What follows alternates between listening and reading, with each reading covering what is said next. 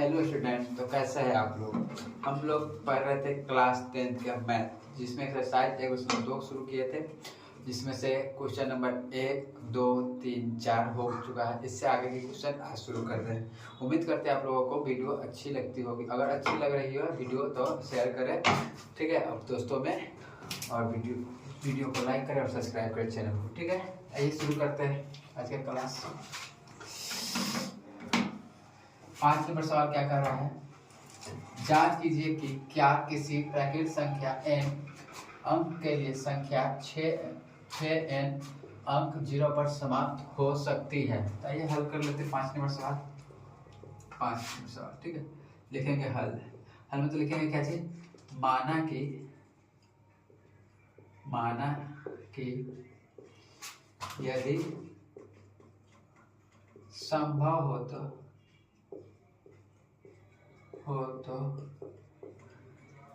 संख्या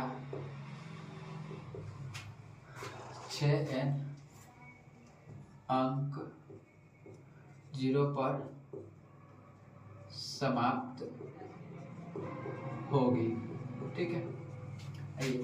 यहाँ पर क्या कर रहा है कि जो क्या कर रहा है, जांच कीजिए कि क्या संख्या किसी प्राकृत संख्या n के लिए, किसी भी प्राकृत संख्या n के लिए संख्या 6 अंक 0 पर समाप्त होगी। यानी कि n जो क्या चाहिए, प्राकृत संख्या। तो प्राकृत संख्या बराबर क्या होती है, 1 2 गिनती की संख्या को क्या कहते हैं, प्राकृत संख्या कहते हैं। 1 2 3 4 5 6 अनंत तक चला जाएगा।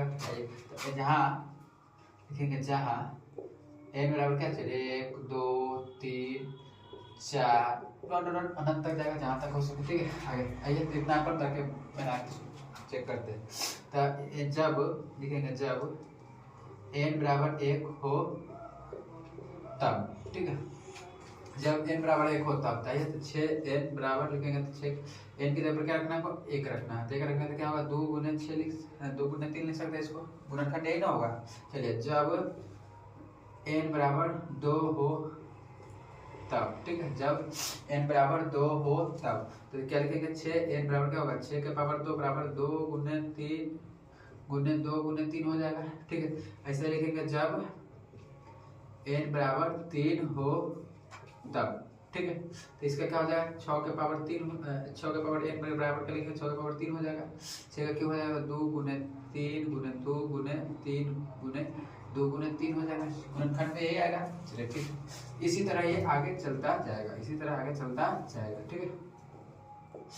तो क्या होगा, इसी तरह ये आगे चलता जाएगा, ठीक। तो देखिए क्या हो गया, देखिए, क्योंकि आप जानते हैं कि देखिए, चूंकि कोई भी अंक 0 पर तब समाप्त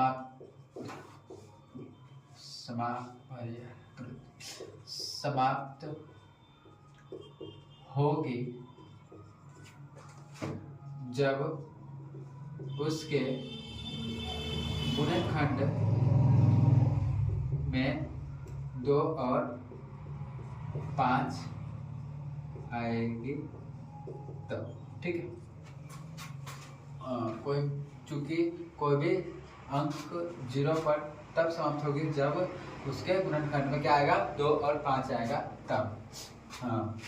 अतः तो देखिए, तो यहाँ पर किसी गुणनखंड में 2 और 5 आया, नहीं आया। 2 और 5 कहीं पर भी आया, नहीं आया। अतः क्या लिखेंगे, अतः हमारी मान्यता गलत है, ठीक है। अतः हमारी मान्यता क्या है, गलत है। इसलिए संख्या 6 के पावर n अंक 0 पर समाप्त नहीं हो सकती है, ठीक है। तो ये रहा हमारा 5 नंबर सवाल, ठीक है। जो क्या कर रहा था, जांच कीजिए कि किसी प्राकृत संख्या n के लिए संख्या 6n अंक 0 पर समाप्त हो सकती है। तो होगी या ना होगी, सबसे यहाँ पर क्या होगा, क्या प्रूव होगा कि ये अंक 0 पर समाप्त नहीं हो पाएगी, ठीक है। चलिए अब अगला सवाल बनाते हैं।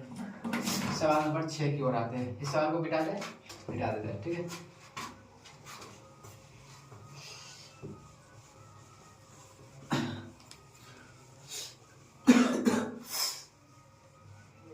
अब सवाल नंबर 6 बना रहे हैं। लिखा है संख्या, व्याख्या कीजिए कि संख्या क्या लिखा है, व्याख्या कीजिए कि 7 × 11 × 13 प्लस 13 और 6 × 7 7 × 6 × 5 × 4 × 3 × 2 × 1 प्लस 5 अभाज्य संख्या है क्यों। इसको क्या करना है, हमको व्याख्या करना है कि ये अभाज्य संख्या है क्यों। ठीक है, ताइए इसको बनाते हैं 6 नंबर हल करते 6 का हल।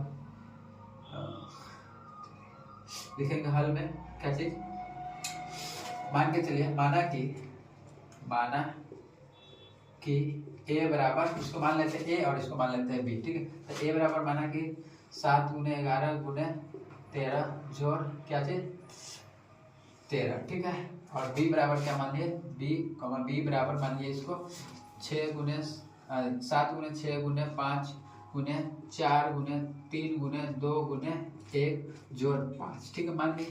आइए तो इसका बना कर देख रहे हैं काम करते हैं। इसमें देखिए कुछ कॉमन आपको नजर आ रही है, तो देखिए गुना में 13 और एक प्लस में 13, तो इसमें 13 कॉमन ले सकते हैं। इसको क्या लिख सकते हैं, 7 × 11 × 13 कॉमन ले लिए तो 1 और एक प्लस का चिन्ह प्लस है, 13 कॉमन लेते क्या हो जाएगा 1। ठीक, तब आ गया, इसको लिखते हैं। इसको लिख सकते 13 × 11 = 77 × 1 = 77 प्लस 1 78। ठीक है, तब इसका अभाज्य गुणनखंड कर लेते हैं। कैसे 78 अभाज्य गुणनखंड करेंगे तो क्या होगा, 2 से लगेगा तो 39, अब कितना से लगा 3 से 13, इसका अभाज्य गुणनखंड क्या आ गया, तो इसको हम लिख सकते 13 × क्या चीज 2 × 3 × 13, क्योंकि 13 से लगाएंगे तो एक मतलब खत्म, इतना ही ना। चलिए ठीक है, आइए अब इसका कर लेते हैं। तो लिखा है इसमें से कुछ कॉमन नजर आ रहा है, तो इसमें भी 5 है और इसमें भी 5 है, तो इसमें से 5 कॉमन बन रहा है, तो 5 कॉमन ले लेंगे तो क्या बचेगा 7 × 6 × 5, तो कॉमन ले लिए तो 1 हो जाएगा, गुने 4 गुने 3 गुने 2 और गुने 1 और ये प्लस में क्या चीज 5 के कॉमन ले लिए हैं, तो क्या बचेगा 1। ठीक, यहाँ पर क्या आया 5 कॉमन लेते 5 गुने।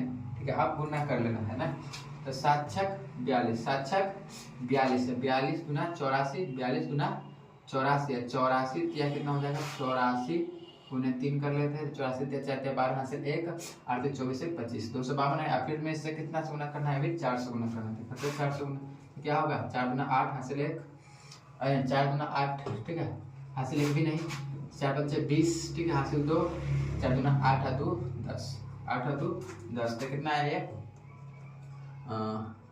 1008, प्लस में क्या चीज है अभी 1, इसको क्या लिख सकते हैं 5 × 1000 9 हो जाएगा 1009। तो देखिए ये अभाज्य गुणनखंड के रूप में है कि नहीं। ठीक है, तो देखिए चूंकि देखिए तो ये क्या लिखा है, ये अभाज्य संख्या के रूप में है, किस संख्या के रूप में है अभाज्य संख्या के रूप में है, तो क्या लिख सकते हैं चूंकि a, b एक क्या है अभाज्य संख्या है, क्या चीज है अभाज्य संख्या है, इसे अब क्या लिख सकते हैं नहीं, चूंकि संख्या a, b भाज्य संख्या है, क्या चीज है भाज्य संख्या है, क्योंकि इसे अभाज्य गुणनखंड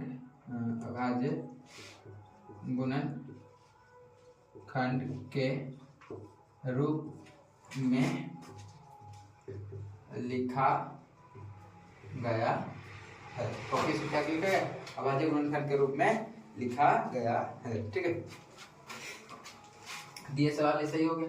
ठीक है, क्या लिखे है इसका हम क्या करिए इसमें से कॉमन जो लेने वाला था कॉमन ले लिए, उसके बाद कॉमन लेके ये बच गया 7 इसमें के 11 इसमें के 13 का 1 हो जाएगा, कॉमन ले लिए इसके दिए हो गया।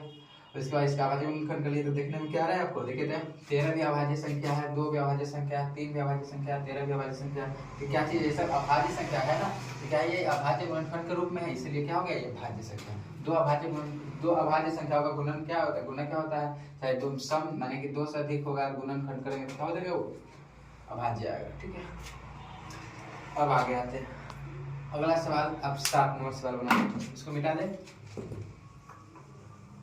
स्क्रीनशॉट ले सकते हैं आप लोग शेयर करने के लिए, मिटा दे रहे हैं।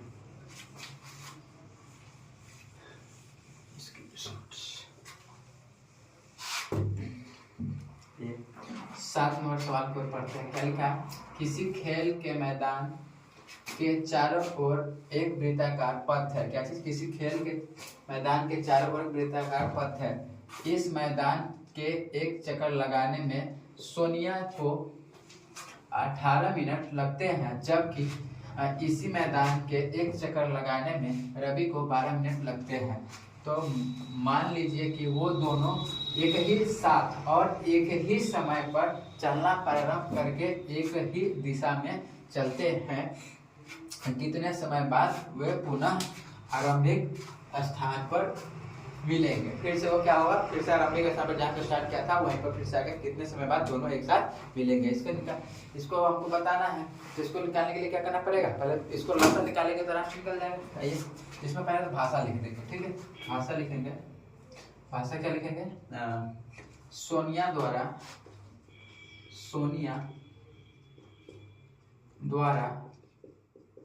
क्या चीज? वृत्ताकार। क्या चीज लिखा? सोनिया द्वारा वृत्ताकार पथ की वृत्ताकार पथ के एक चक्कर लगाने में कितना मिनट लग रहा है? 18 मिनट लगता है। 18 मिनट लगता है। ठीक है, उसी दूरी को